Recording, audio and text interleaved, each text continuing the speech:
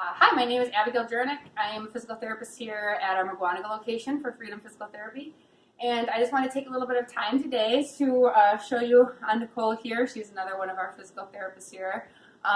Just the technique of diaphragmatic breathing. So April is our month that we're focusing on giving some different techniques for stress relief. Diaphragmatic breathing is a great thing to do throughout your day to try to reduce tone through the neck region and to allow some good blood flow throughout the body. So diaphragmatic breathing, why is it important? One, the diaphragm is actually part of your core. So when we're thinking about core musculature, you have to take into consideration the abdominals, low back muscles, and the other two components as the diaphragm, which lies under the lower rib cage, and the pelvic floor. And those two muscles are actually key components to good core activation. Also, diaphragmatic breathing can help reduce tone in the upper cervical spine, which a lot of us carry stress through there throughout our work days. So it's a good technique to use to try to reduce the activation of that muscle tone. So diaphragmatic breathing. When doing that, you want to think of your lower rib cage as an umbrella. The diaphragm I want to show on the skeleton here. It looks like a dome and it lies underneath the lower part of the rib cage. And as you breathe in, the diaphragm will drop down and allow the ribs to expand. As it drops down, it will create intra-abdominal pressure and also push down into the pelvic floor. So it gives a little stretch into the pelvic floor. As you exhale, the pelvic floor will contract back up. The diaphragm will push the air out of the lungs and come through here.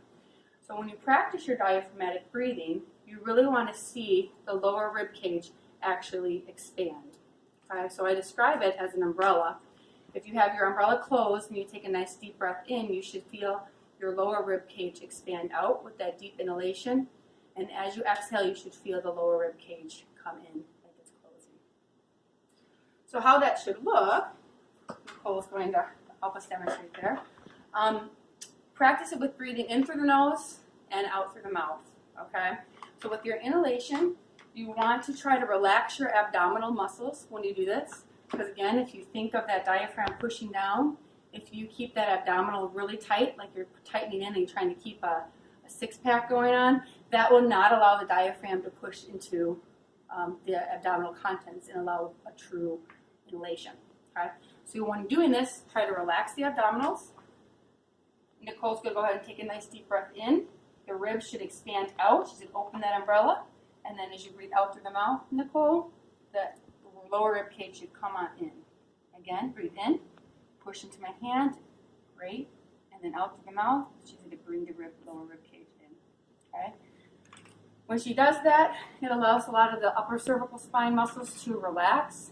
Some of the muscles in the neck come down and attach in the first and second ribs, and they can be accessory muscles for breathing.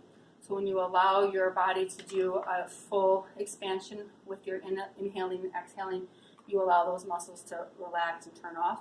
So it's a great way to work on some therapeutic breathing throughout your day. Hopefully this helps. Thank you.